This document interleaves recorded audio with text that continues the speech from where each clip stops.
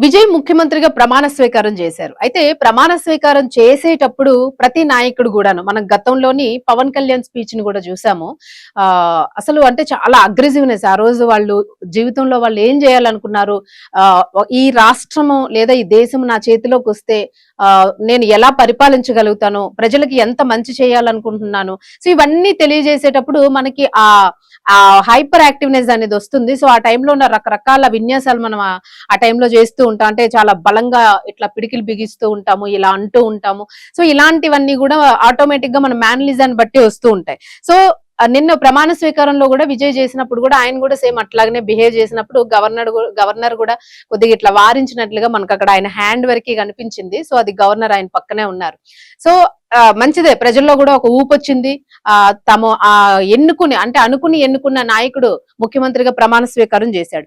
అయితే ఈ ప్రమాణ స్వీకారం రోజు స్టేజ్ మీద ఫస్ట్ మద్దతు ఇచ్చింది వాళ్ళకి కాంగ్రెస్ పార్టీయే కాబట్టి కాంగ్రెస్ పార్టీ మేజర్ మద్దతు ఇచ్చింది. కాంగ్రెస్ పార్టీకి సంబంధించి రాహుల్ కూడా ఈ ప్రమాణ స్వీకారానికి అటెండ్ అయ్యారు. ఆయన కూడా ఒక్కొక్కరు విజయ్కి సంబంధించి ప్రజలు ఇస్తున్న ఉత్సాహాన్ని చూసి ఆయన కూడా ఒక్కసారి షాక్ అయినట్టుగా అనిపించింది. చాలా ఆ ఫేస్ ఫీచర్స్ కూడా చాలా వింతగా ఆశ్చర్యంగా పెట్టాడు ఆయన.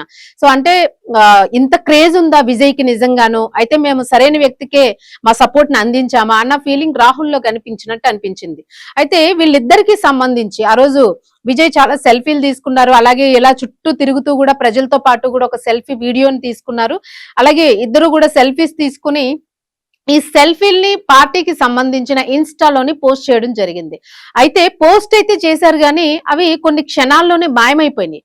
సో ఎందుకు మాయమైపోయినాయి? ఎవరు వాటిని డిలీట్ చేశారా, లేకపోతే హ్యాక్ చేశారా, వాటిని బ్లాక్ చేశారా?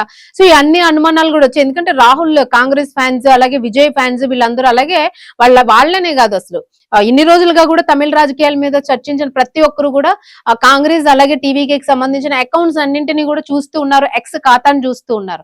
సో ఈ చూసేటప్పుడు ఏంటి ఒక్క ఫోటో కూడా కనిపించడం లేదు, వీడియోల్లో చూస్తే వాళ్ళు అన్ని సెల్ఫీస్ తీసుకున్నారు కదా, ఒక్క ఫోటో కూడా పోస్ట్ చేయలేదేంటి అని చెప్పేసి చర్చలు మొదలైనవి. అంతేకాకుండా జస్ట్ ఇలా పెట్టంగానే చూసే వాళ్ళు కొంతమంది ఉంటారు. వాళ్ళు మరలా చూసి ఎవరికైనా షేర్ చేద్దాం అనుకునేటప్పటికి ఇంకా ఫోటో కనిపించలేదన్నమాట.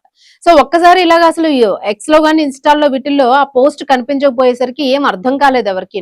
సో వెంటనే పార్టీకి సంబంధించిన నాయకులు కూడా వాటిని గమనించి పార్టీకి సంబంధించి ఇదంతా కూడా కేంద్రానికి సంబంధించిన సెంట్రల్ ఐటీ శాఖ దీన్ని బ్లాక్ చేసింది. వాళ్ళే బ్లాక్ చేసి ఉంటారు.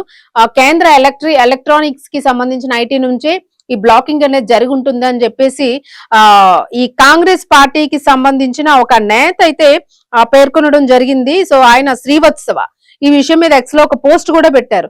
ఇన్స్టాగ్రామ్ లో రాహుల్ విజయ్లు తీసుకున్న ఫొటోస్ ని పోస్టుల్ని కూడా ఐటీ శాఖ హ్యాక్ చేసేసింది అని చెప్పేసి.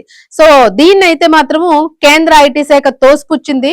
సో దానికి సంబంధించి మాకు ఎలాంటి సంబంధం లేదు, అసలు మేము దాన్ని టచ్ చేయలేదు, మాకేం అవసరం ఉంటుంది అసలు ఐటీ శాఖ మాకు ఎలాంటి నిబంధనలు ఫొటోస్ ని ఆపడం అది మేము చేయలేదు అని. బట్ వీళ్ళేంటంటే లేదు, ఐటీ శాఖ నిబంధనలకు వాళ్ళకున్న నిబంధనల ప్రకారం దాన్ని బ్లాక్ చేసింది. ఫస్ట్ మా గళాన్ని తొక్కేయాలనుకుంటున్నారు. మొట్టమొదటి రోజే మేము ఏదైతే మాట్లాడాలనుకున్నా, ఏదైతే మా ఈ క్రేజ్ ని చూపించాలనుకున్నామో దాన్ని ఆదిలోనే తుంచేయాలనుకుంటున్నారని చెప్పేసి మళ్ళీ కాంగ్రెస్ గలమెత్తడం వినిపించింది. సో మరి నిజంగానే ఇది కేంద్రం సెంట్రల్ ఐటీ పని చేసిందా? మీకేమనిపించింది? ఒకవేళ అలా చేసినంత మాత్రాన టీవీకే పార్టీ కింద తగ్గుతుందా స్టెప్, లేదు మరింత దుడుకుగా దూసుకొని పోతుందా? ఇలా చేయడం వలన కేంద్రం మీద అంటే సెంట్రల్ పార్టీస్ మీద ఒక నెగటివ్ ఇంపాక్ట్ అనేది వచ్చేస్తుందా? ఇది కాంగ్రెస్ కి టీవీకేకి కాంగ్రెస్ కి మరింత బలం పుంజుకోవడానికి ఇంకొక అవకాశం దొరికినట్టు అవుతోందా? సో మీరేమనుకుంటున్నారో కామెంట్ బాక్స్ లో కామెంట్ పెట్టండి.